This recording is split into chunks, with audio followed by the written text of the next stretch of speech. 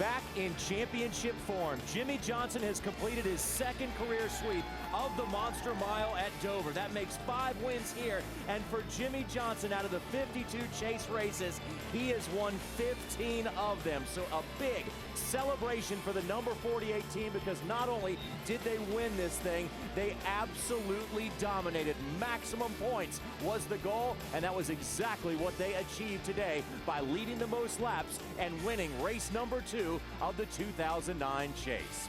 Hello, everybody, and welcome to NASCAR Victory Lane on Speed. I'm JR. He is Larry Mack, and he is Kenna Wallace, and we are ready to celebrate here with the number 48 team. What a race it was. It was that, and you know, they came in here. They were one of the cars that did the tire test back in early August. And that 48 team, Chad Canals, they came in here, they sat on the pole, and there you see it, led over half this race, and he gets to victory lane in the second race of the chase here in 2009.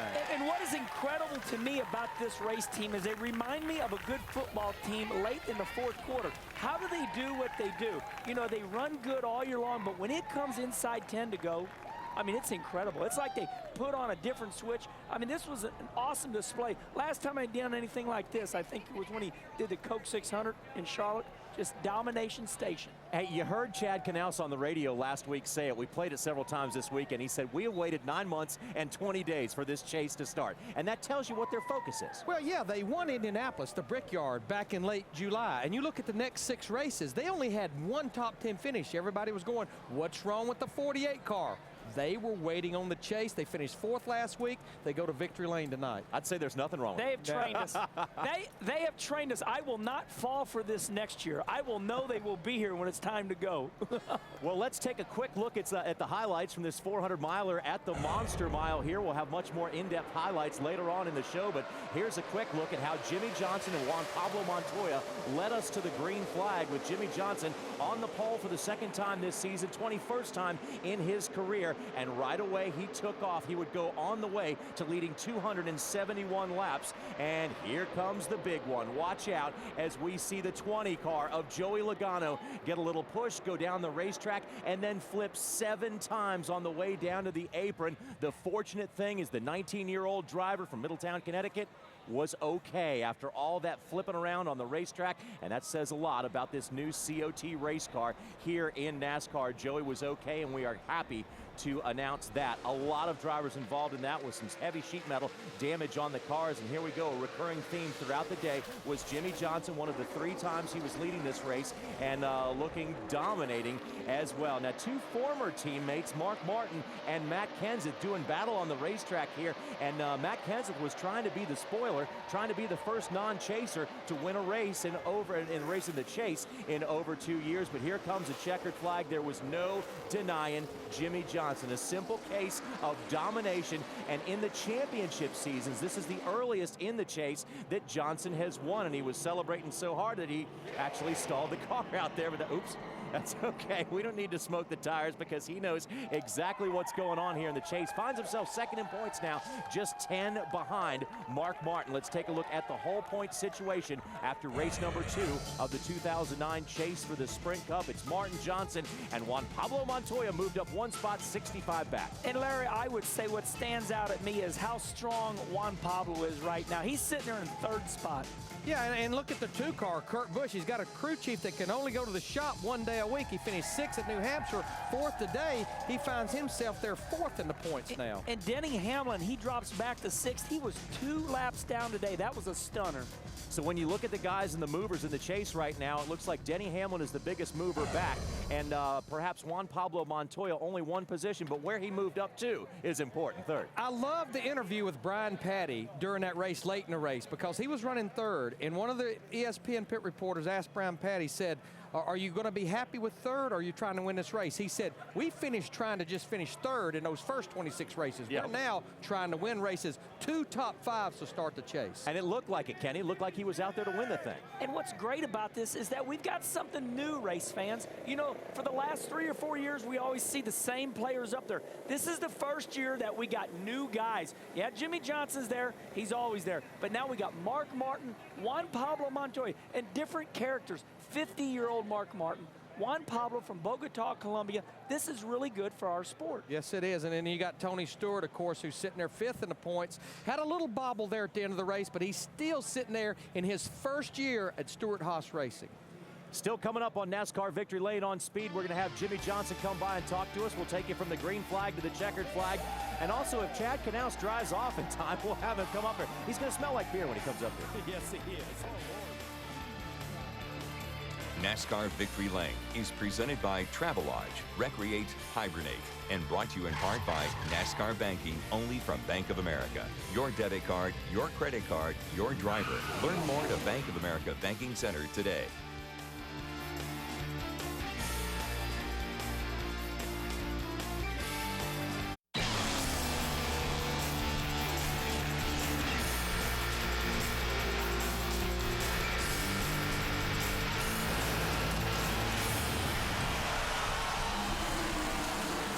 Welcome back, everyone, to NASCAR Victory Lane on Speed. Jimmy Johnson and company celebrating once again another one of those monstrous trophies.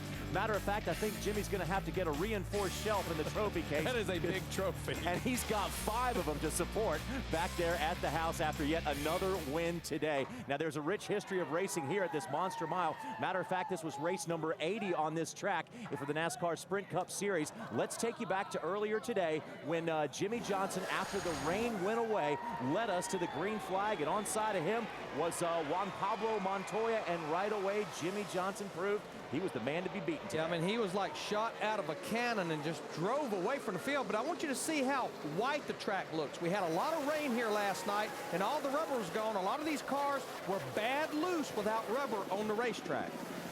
And you can see all the dust flying, race fans. That is from the back straightaway pit gate. Now looky here. Here comes Kurt Busch in the 2. He's battling on the inside of Brian Vickers. And we're thinking, where in the world did Kurt Busch come from? But let me tell you something. In both practice sessions, he was in the top 5. So for me, this was no surprise, and he has a good run. He finishes 5th today. Now this was the competition caution at lap 25. A lot to do with what I just mentioned. The racetrack didn't have a lot of rubber. We had the new Goodyear tire combination here. NASCAR wanted to play it safe.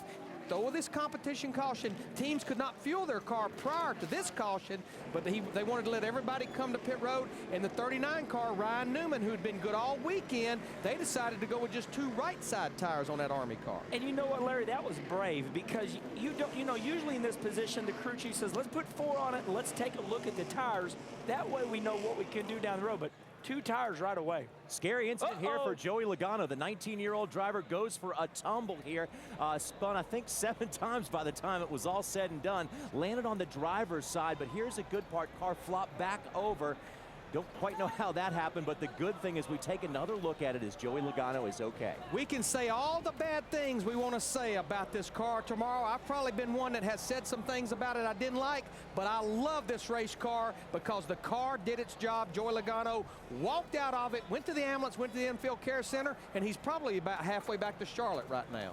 And good news for Dad Tom Logano as he made his way down to the infield care center. Had to be a scary moment for him, but when Joey was okay, everything was okay after that. Here comes the red flag for quite some time. And you're looking at the Burger King car of Tony Stewart. And what happened, the reason we're showing you Tony was the one that accidentally got into the back of Joey Logano. So Tony was a little shaken up. He did not mean to get into him. On the following restart, it's Ryan Newman in the number 39 car takes the lead over Kurt Busch. And this 39 car is someone to watch today because he's won at this track before and still looking for his first win of the season. And you can see the 48 car back in the field a little bit. He was one of the first cars that took 4 tires. A lot of the guys, including Kurt Busch in the 2, just like the 39, took 2 right side tires on that first caution. And Pat Tryson's been using this as a rallying call for the team right now. With him not being able to spend a lot of time, he's saying, let's turn this into a positive, and that's exactly what they've been doing. Here comes the 42 of Juan Pablo Montoya, and he takes over the 2nd position from Newman. Juan Pablo Montoya on the inside of Newman here. Newman starting to, get a little loose because remember, he only has right side tires on.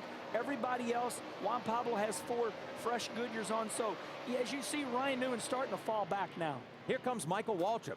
hard hit into the outside wall. This was the third caution at lap 84, and we know Michael likes to run up the racetrack, and you can see the top side of the track did not have rubber. I just wonder if he wore that right front tire out. You know, and got in on the marbles, and here, look at this. Look at this. Oh, wow. They've widened it, but it's still narrow on pit road here. You can't make anything wide enough for race car drivers. I think there's just a couple inches on each side of Juan Pablo Montoya's car, but what a great job to back off, and what a great job going on here by the number 2 of Kurt Busch, as he looked like he was going to be the car to beat. But there's a 48 car lurking not far behind. In fact, there he comes right there, and you see Kurt Busch gets pinned behind Bobby Labonte. Jimmy Johnson turns it to the bottom. And for the last 2 years, this is where the 48 car is strong. He rolls the bottom beautifully, and everybody else goes up the track. Frustration for Kyle Busch in the number 18 car. Cut tire goes up, hits the wall, and you know, this is just the beginning for a lot of trouble for this car. They did eventually get it back out there, but Kyle Busch was not too happy. This was on lap 160, and because of debris, they brought the caution out about 2 laps later. So as Kyle Busch comes down to pit road, he's trying to be one of those outside of the chase spoilers. Not to be today for Kyle Busch. The day was going to belong to this number 48 car as he takes the lead away from Kyle Busch.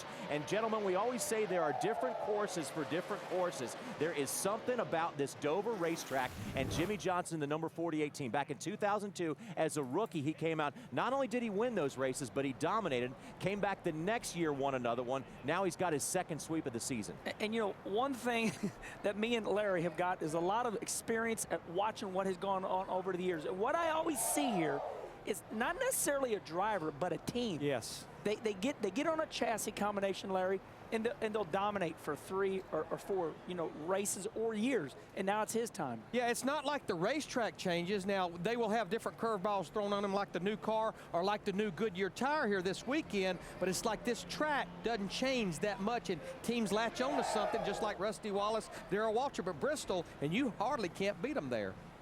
Now, when we come back, we'll have the second 200 laps of the race. We'll take you to the checkered flag. And remember, Jimmy Johnson, in his 3 championship years, this is the earliest that he's ever won. Could be a sign of things to come.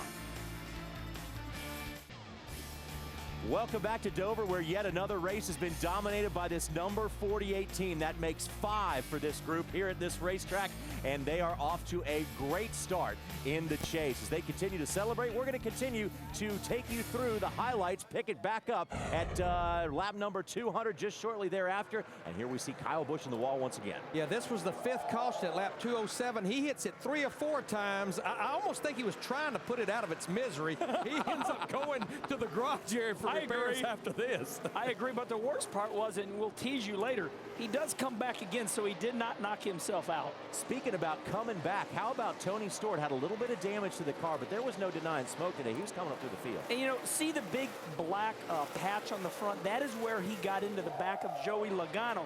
So they were able to fill that in, and look, he rallies. He has a good run. He comes back to finish 9th. And you don't see this too often in the past 9 or 10 races. The number 83 of Brian Vickers goes down 1 lap to leader Jimmy Johnson. Yeah, you know, they worked so hard getting into the chase, and we've been talking about this for a couple of weeks. You know, they rallied to finish 11th last week. They end up finishing 18th today. You just wonder, did they use all of their stuff up just getting into the chase? I'm going to tell you what, it wore me out watching him get in the chase. I can only imagine, you know, where they're at right now. They're still a young team, but look at this, almost 3 wide. I'm like, what? Catch that moment. The 17 car, Matt Kenseth up here battling with the guys. It is good to see Matt Kenseth have a good run after winning the first 2 races of the season. There haven't been too many bright spots for Matt Kenseth. Actually got to go back to this race back in June, and there goes the 78 of Regan Smith, and he hits the wall. A little damage for the cars behind him as well. Yeah, this brought the 8th caution out at about lap 340. And some of our leaders actually stayed out right here. And I've got to tell you, Martin Truex, that was his 2nd TKO of the day. I think Martin Truex is saying, what has happened to me? All right, number 39 of Ryan Newman, 24 of Jeff Gordon. They make a little bit of scrape, and Gordon looks like he got the worst of that end.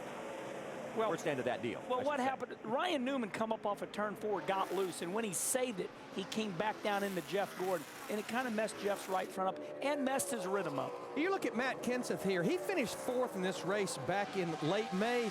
That was his last time that he finished in the top 5. He's only had 2 top 10 finishes since finishing 4th, and gets a 3rd place finish today. So got to congratulate Matt because he hadn't been up there in a while, but he was today as well. And here goes the number 77, Sam Hornets Jr., around for a spin. And the thing about this spin is it was now this is kind of funny, but this was good for the show.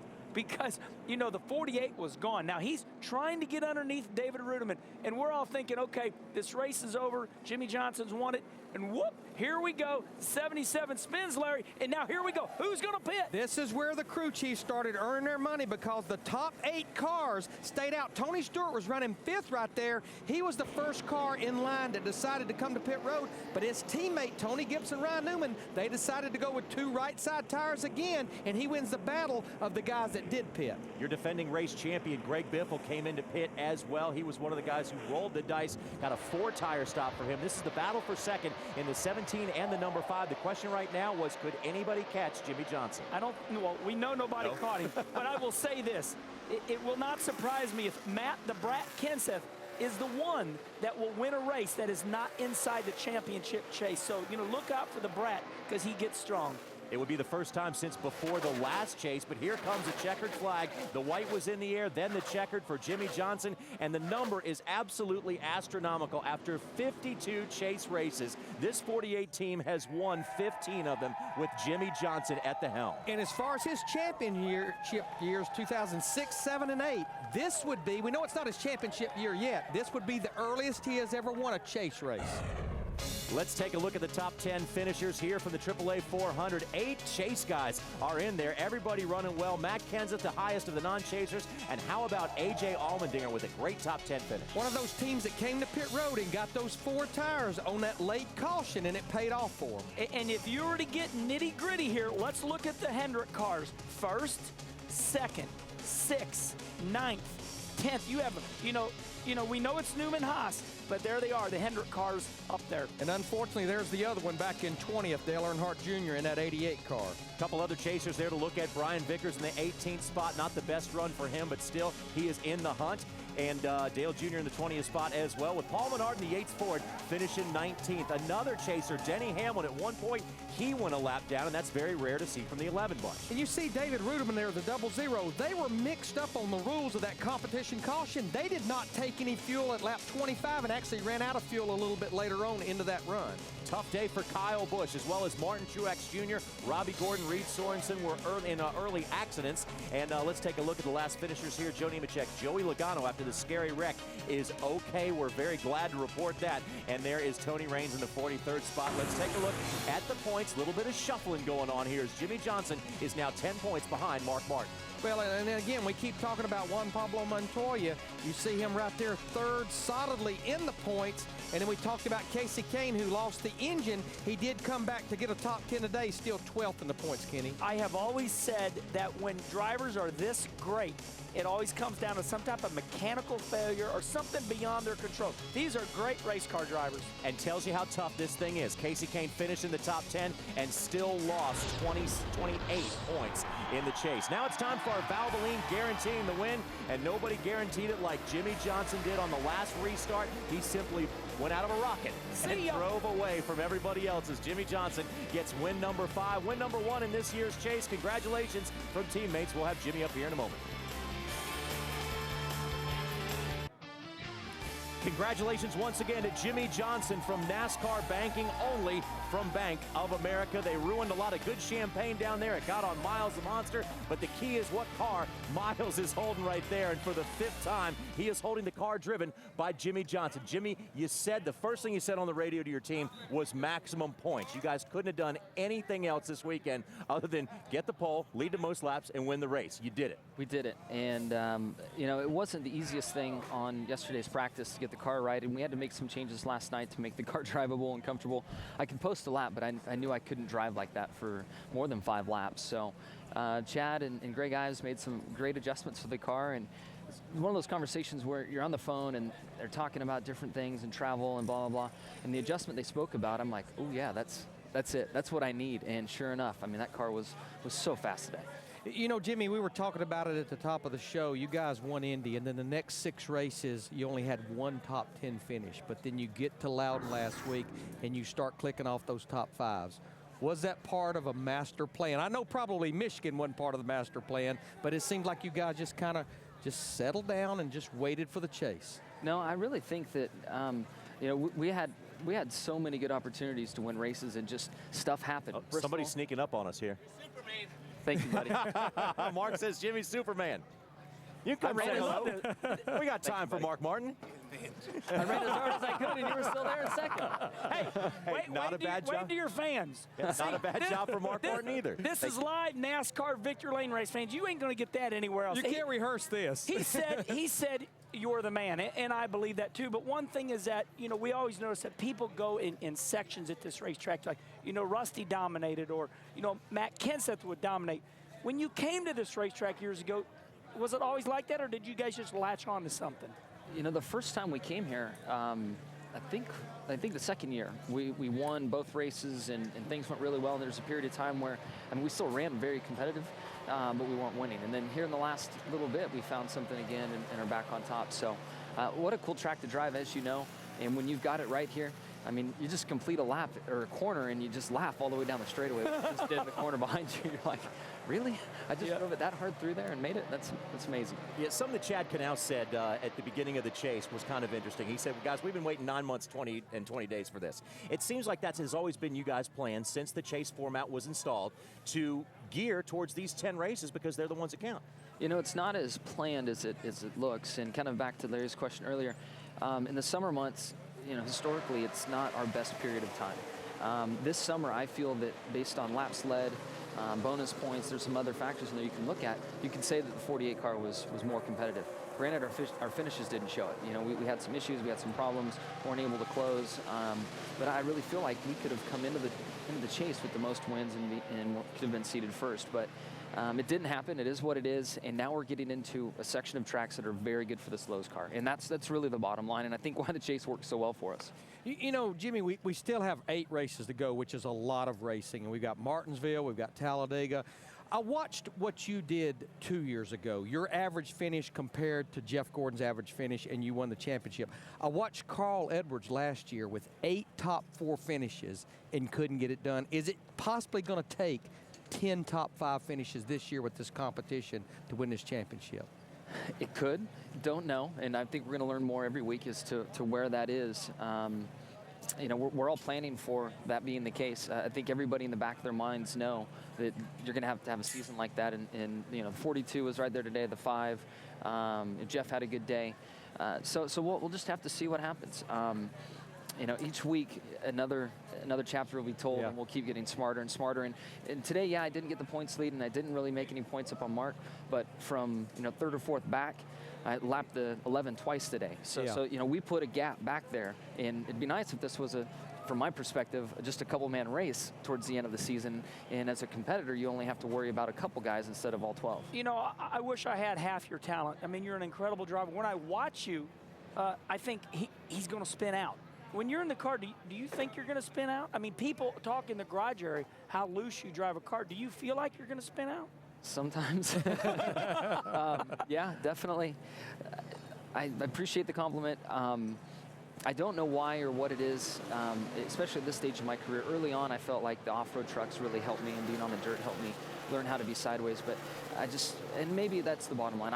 I need to drive the car with the right foot, and that's why I'm not good in a nationwide car, because the right foot is on the floor, and you've got to turn the steering wheel, and it's just not how things work for me. It's not how I'm wired, and ever since I was in a high-horsepower Cup car, things have gone awesome for me. Well, you're wired for the right series. At the right time. You make a lot of money running this. Glad I peaked in this series for sure. Jimmy, congratulations. Way to go on another dominating performance for Jimmy Johnson. Thank Another great chase race for day. Johnson. And if we take a look at the chase numbers for Jimmy Johnson, he is now one step closer to that unprecedented 4th championship if they can pull it off in this very competitive chase. 52 races in this chase, 15 wins for Jimmy Johnson, and the rest of the numbers speak for themselves. All of them are the best out of anybody. We'll be back.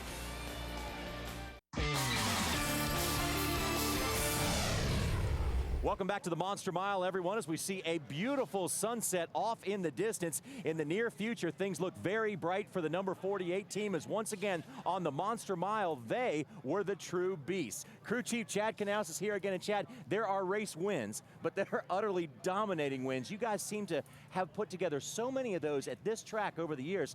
What is it about the place? You know, honestly, it's Jimmy. He just does a fantastic job at this racetrack. He really enjoys it. He likes coming to this racetrack. He really does. He thinks that when he walks in that gate and he goes over that overpass, that this is a place that he can come in and run and be aggressive and really charge the race car. And that's what he likes to do. You know, everybody makes note of Jimmy being a smooth and, you know, really calm driver. But when you come in here, you got to chew on the steering wheel. And that's what Jimmy just loves, and he gets after it. Chad, you know, when we showed up here, there was all this controversy about the tire. Now, since we're not coming back here this year, tell me, I mean, were there big changes made for the race? Compared to our spring setup? Yeah. No, actually not. Very, very similar setup to what we had in the spring. So we were happy with that. You know, see, typically when you come into Dover, what you fight is when the cars go into the corner, and everybody talks about going off in, and that's what you do. You kind of lift off the racetrack, and then you land in the corner. And when you land, typically the cars would go tight. And this tire does the exact opposite. So, you know, we were typically tapped out of adjustments to make the cars turn. So when they put that tire on the car, the 48 and the Skinner truck and those guys, we were like, man, that's magic, because then we had some tools to tighten the car up after that. So I thought that it was going to be good for everybody. I was praising it, and I was really shocked that people were, you know, not happy with it. You know, Chad, you made your final pit stop. The caution came out, and you made your final stop at lap 326, which put you in your fuel window to get to the end. You have told me many times that this double file restart shootout style, it kind of changes your thinking of strategy. You had a caution, the final caution that came out at lap 368. You had 40 laps on your tires. You earned your money right there. There were 8 of you guys that stayed out, which actually ended up being some of your best friends. Yeah, and that's tough. It's a tough situation to deal with now, just like you're talking about, because you have to be so aggressive and you got to be so fast early on to make those moves. And you know, we had good track position. We had a good race car. We had already run 24 laps on our tires before that when we got the other caution. We were able to go back and say, okay, we cooled our tires off and we ran X for a lap time. So we kind of figured we would run similar to that for the next 20 laps. And we figured, okay, we're probably going to get another caution in that period. So we were really banking on maintaining our track position, everybody else staying out behind us, because quite frankly, if everybody had pitted behind us, we'd been stuck. Row. Yep. And that's happened before, so we were real fortunate. And as soon as the checkers came out, Jimmy keyed the radio and said, maximum points, boys. You guys couldn't have done it any better. You led the most laps, came out here, got the pole, and won the race. There's nothing more you can do. No, and that's what we do. And, you know, people, it's funny, people think that, you know, we just turn this on at the Chase and we try to go out there and win races, and man, we do it every weekend. It is so difficult now to go out there and win races. I don't know how, I'm sure you guys can tell me, how many cars that are in the Chase finished in the top 10, a bunch. 8 of them. 8 of them, right. And yeah. I mean, that is so difficult, and I think that shows you how difficult it is to break away from the pack in this series that we've got. And it's a lot of fun, but it is grueling. You know, when you look back and you say, man, the 42's in 3rd, he's right behind us, or the 5's coming, you know, and he's in 6th, and it just shows. I think the 17 was one of the only cars that snuck in there and, you know, messed up the pot for everybody. So it was good. It was a lot of fun. We really enjoyed it. You know, Lowe's took a little extra time this weekend and put Racing for Relief on the deck lid, and we really appreciate that. You know, everybody that's going through a lot of grief in Atlanta right now from the floods and whatnot down there, they're supporting and giving a lot of money to those guys. And, you know, we appreciate Lowe's going in and stepping up for everybody and trying to take care of the local communities. You know, that's a pretty cool thing. Very nice. You know, Chad, I admire you so much, your style. And you had told me back in the summer months, one thing maybe you needed to fine-tune and make sure was spot on in his Chase was some things going on with pit stops. Yeah. We saw you guys lose a spot or two. You came off the pit box, you went to the right rear tire changer, and I think you just said, look, calm down and just get me 5 off and 5 on. And it's tough. You know, unfortunately, we had an issue, and Jeremy West hurt his back, and he actually had to have back surgery, and this is about 4 weeks ago. So he's basically out for the season. You know, to try to reinsert him into the mix right now, I think would be a bad decision. So we've got Rich Macco, and he's come in. There's Rich right there, and he does a good job. And I'm just like, man, you're doing a good job. You know, you got it. You just got to give me 9 tenths. Yeah. Don't give me 10 tenths. Let Jimmy give us 10 tenths. Don't give me 110%, right. just 100. Right. You know, there's no such thing as 110%. If you try to go 110%, there's 2 people involved, and you got a problem. Yeah. You know what I mean? So you just want to give me 90%. And if you can give us that, and we can maintain, or just maybe lose a spot or gain a spot, I think we'll be in good shape. But if we have bad pit stops, we're in trouble. Chad, the last couple of years, you know, your team always has to race Jeff Gordon. Yeah. I'm sitting here watching this race today. I'm going, uh-oh. Chad's got to race Jeff Gordon and now Mark the Kid Martin.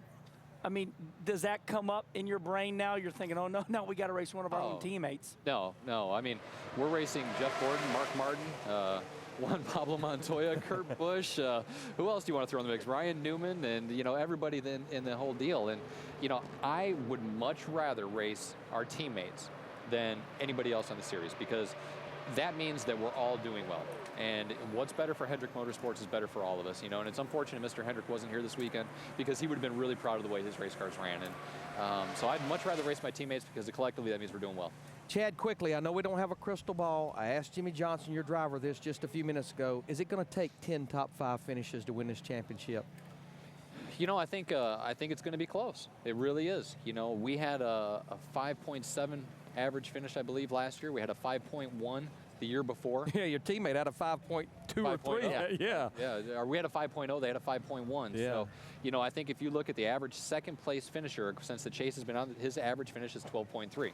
So you don't need to have a 5.0 or a 5.1, but it would sure as hell be nice. Yeah. And this one has a different look to it, too. It does. Chad, congratulations. Thank you. Job again. Another dominating performance here at Dover. And it started when they unloaded this race car. It was great from the start. Got the pole, led the most laps, and won the race. You can't do any more than that. And we'll be back to Dover to wrap things up in just a moment. Welcome back, everyone, to the Monster Mile of Dover. You know, just a few moments ago here on NASCAR Victory Lane, Mark Martin came up, pointed at Jimmy Johnson, and said, "You're the man." Well, Jimmy Johnson was the man in this race today, but when it comes to points, right now, Mark Martin is the man, as he has a 10-point lead over Jimmy Johnson with another fantastic top 5 finish. Let's go to Bob Dillner. Mark Martin with a very good run, and you really came on late in that race. So-so car, but really came on strong. Great team effort, Alan and all the guys on Kellogg's CarQuest Chevrolet. And, you know, the racetrack had all the rubber washed off, and I knew that was going to be really trouble for us, because it's always trouble anyway when these races starts for me, the way I set my car up. And it came to us, you know, but we never got in the lead with the 48. You know, we missed something a little somewhere, and I'm not sure where. That was a hard-fought battle. We got stronger at the end, and I'm real proud of the guys. It was really neat to see you run second here today. Go to Kansas next week. You're the point leader, and, you know, just your thoughts on going to Kansas next week. Well, I'm excited about it. I was excited about coming here, and, you know, it was a real challenge all the way through. I was glad when that thing was over. You know, I think that we got the best result that we could expect to get with what we had to work with today. But obviously, I'm excited about Kansas for a lot of reasons. It's a lot like Chicago, and you know, we were just pretty much dominant there. And so, but it's not the same. So we got to go racing. You know, that's only 20% of the chase. 2 races down, 8 to go. So much racing. Who knows yet just exactly who's going to be fighting it out, you know, down to Homestead. So we're off to a good start. That was a great result we got today, and I'm really proud of my race team. Mark Martin is a former winner at Kansas. Yeah, that's right, Bob. He was a non-chaser at the time, and he spoiled that party for the rest of the chasers. But the thing about Mark, right now, he's being so realistic about it, because he knows, I mean, it seems like second-place finishes, you know, aren't good enough to hold on to as big a point lead as you can here. He's got Jimmy Johnson breathing down his neck. I mean, we are in such a competitive sport. Hey, Mark, you won last week. Hey, Mark, this week you run second. You only have a 10-point lead. Yeah. What? I mean, Larry, this is out of hand, how competitive it is. I mean, it almost blows my mind. Well, what I like about the 5 car right now, remember, we had him on our show last week because he won the race in New Hampshire, is he's sitting on 5 consecutive top 5 finishes. And that's at 5 totally different racetracks. So they're carrying a lot of momentum right now. And today was Mark Martin's 750th career start. I'm sure he'd love to be celebrating in Victory Lane, but he's still celebrating it, though, as he said, only 20% of the chase races leading the points still. A lot of 50-year-old guys have the dark socks and the flip-flops on and the metal detector at the beach. Not Mark Martin. He's out here running and contending to win races, and he could be a contender when it comes time to race under the lights at Lowe's Motor Speedway. The NASCAR Banking $500, Dollar General $300. To purchase your tickets, visit lowesmotorspeedway.com. There are still plenty of great seats and great deals left to be had.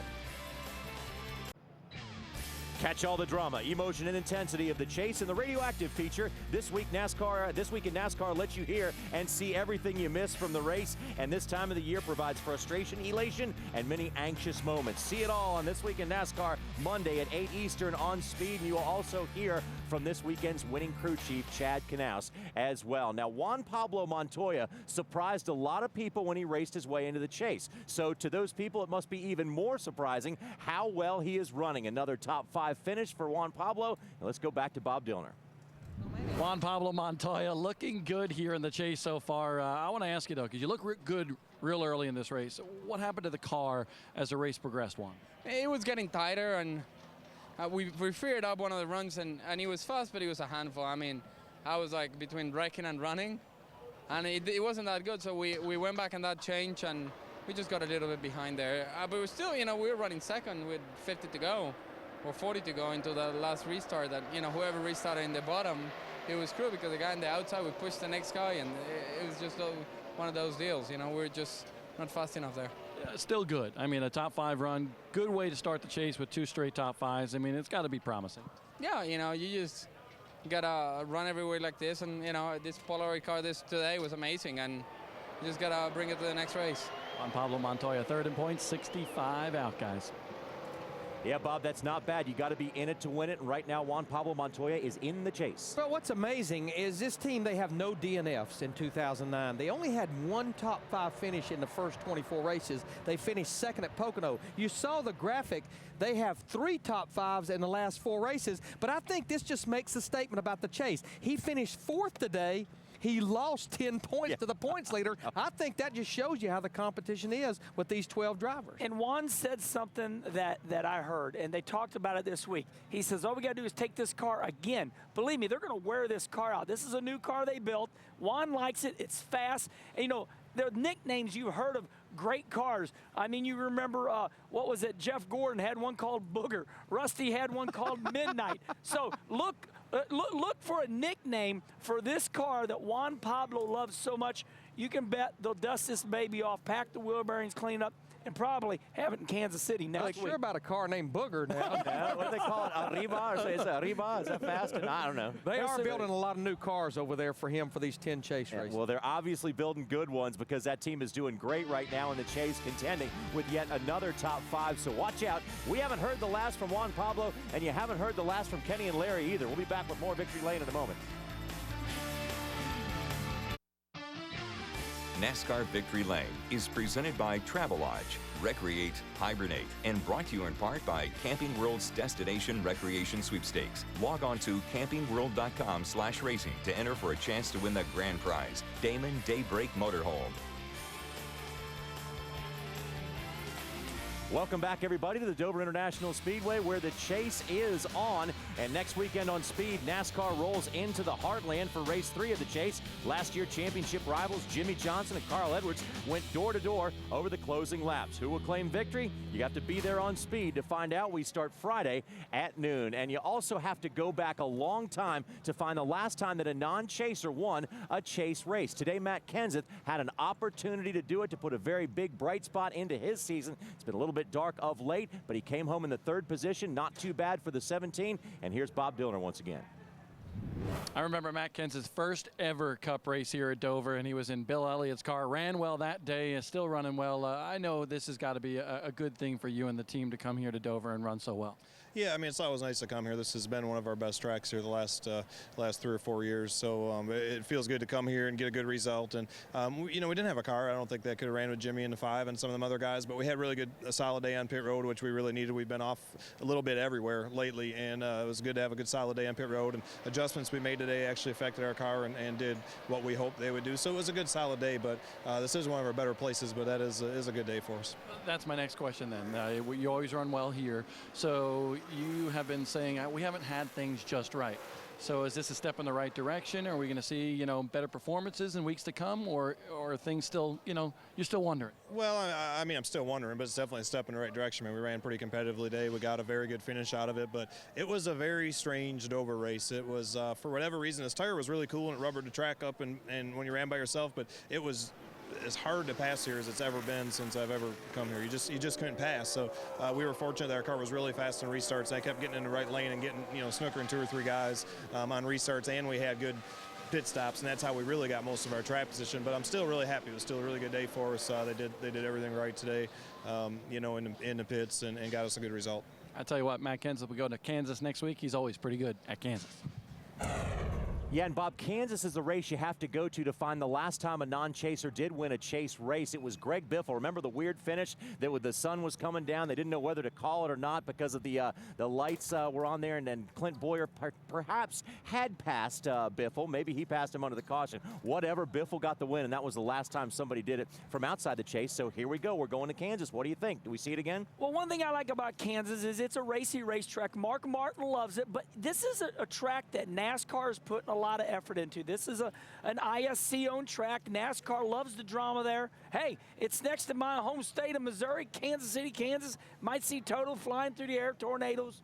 Who knows, Larry? It's going to be tornadoes, exciting. Please, Kenny. Well, I think we can predict a lot of things that we may see at Kansas. We've ran there for 8 years since 2001, but it seems to be one of those races that sometimes comes down to fuel strategy, sometimes comes down to a guy trying to run wide open through 3 and 4. Remember, this is when Carl Edwards taught all of us that no, awesome. It's not the same as a video game. When you hit the wall, you slow up. So he said, I've always wanted to try that. I do it on a video game, and it works. But he wanted to win at Kansas because remember, he's from just across the state line in Missouri. And anytime somebody wants to say that these chasers don't go hard for a win in a points race, you can't say it after looking at what Carl did there. Well, I think you're going to have to do it in this chase. I think it will take 10 top 5 finishes to win this championship. That's exactly how competitive it looks right now, and Jimmy Johnson's holding up that one finger for another win yet at Dover. He actually could hold up 5 fingers because he has won 5 times at this racetrack, the Monster Mile. And so there's nothing like the performance of the 48 this weekend. They got the pole, led the most laps on the way to the win, and that got them maximum points, and that is the key in the chase. Want to thank the folks at Dover for being so hospitable to us this weekend. And now let's take a look in the rearview mirror. Oh.